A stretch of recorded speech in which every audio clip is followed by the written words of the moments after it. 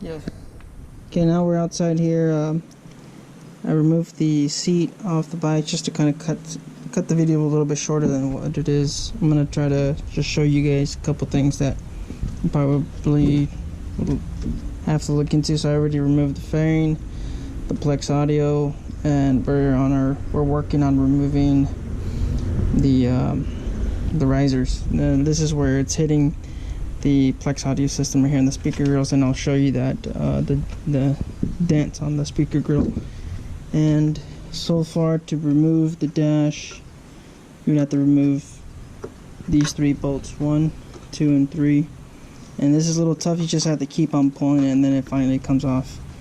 So there's nothing holding it here. You just have to keep on pulling it. Just, I guess it was just because of the weather guard here. Probably is what had it stuck really good. I was having a hard time taking it off. So that's just, that comes off like that, and then you would have to remove these connectors. Pretty easy, simple connectors, and then we're gonna have to cut this off to be able to get this off, so I could completely remove the tank off the frame, and then we're gonna purge it. So tune in. Okay, so now we removed the dash. I don't know why this one's flipped upwards and this one's down on the bottom. I don't know, but you always want to go ahead and put these bolts back in there just in case you lose them or you misplace them. That way nothing gets lost or misplaced. And then, so the tank's already loose. I already removed these bolts up here, and then this major bolt over here, that's already taken off. And I already disconnected the dash gauges, which are these. This one you have to really pull it out. You just have to have patience with it. Yank it out. Try not to scratch up your paint with the dash moving and banging around this stuff. Just be aware of that. I don't have a lot of room here. So, and then this is where your fuel pump connector's at. It's actually on the bottom of the frame. You see that right there? This. So that's underneath on the frame, not on the tank. So that's what I was looking for to kind of get out, and so then there's that connection. Alright, and then this is just to kind of purge the fuel that's in this line. So once you remove that, then we'll be able to disconnect the fuse or disconnect the battery. And that's where that goes. Okay, so let's go ahead and start her up.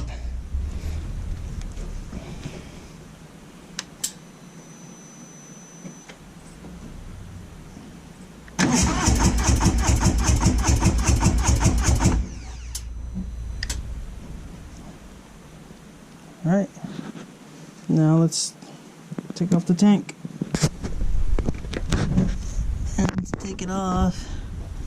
You're gonna have to push this up. Wish I had another pair of hands.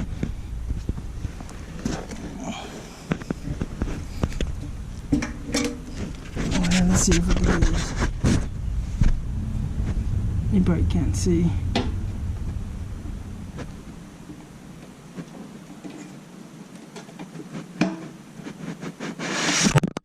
You move this up, it's like a coupling on a power tool. Push that in, up, and then pull the fuel line down. Then we just have to remove a few more connections. There's the gas tank.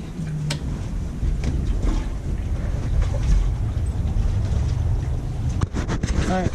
So we went ahead and removed the fuel line. It's right here, and then we also went ahead and removed this other line. I'm not sure what that's connected to. And then I guess now I could probably properly attach these with zip ties. And now the tank's off. Now the next step would be to disconnect the battery right here. Let's disconnect the battery, or we could, like, kind of when we did the wires, we could also remove the main fuse. I'll probably remove the main fuse. It's You know what? It's actually almost the same thing because I have to remove this side cover or that one.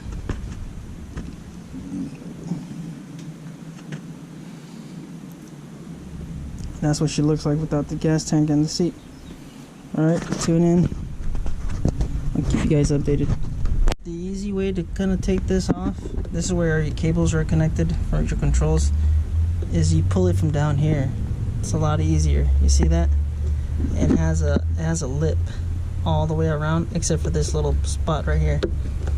So if you're having trouble taking this off from up here, don't just pull it from down here. It's from the bottom right. Comes off easy. Just like that. And then I'll have to go on to the other side.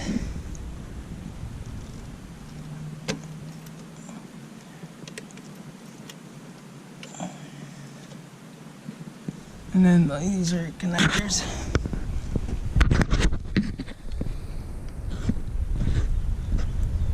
And here are all the connections. Doesn't look like there's that many. This is, I guess this is your cruise control. I'm not sure. It's not plugged in there, so maybe there's a loose wire in there. I'll have to look into it. But that's how you remove the side piece cover for the electronics. And we're gonna use what we got on the kit just to kind of match up all these together and see what goes what and what goes connected.